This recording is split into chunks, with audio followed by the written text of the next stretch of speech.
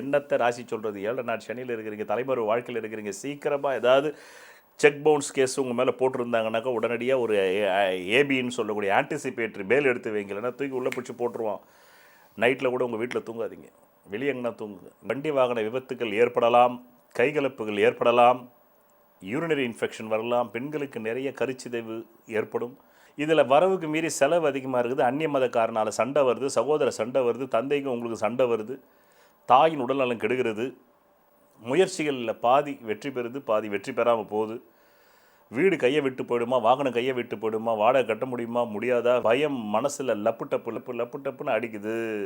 நீங்கள் செய்ய வேண்டியது ஒன்றே ஒன்று தான் இந்த மாதம். அடிப்படை ஜாதகம் யாருக்கெல்லாம் பலமாக இருக்குதோ அவங்க தப்பிச்சிங்க.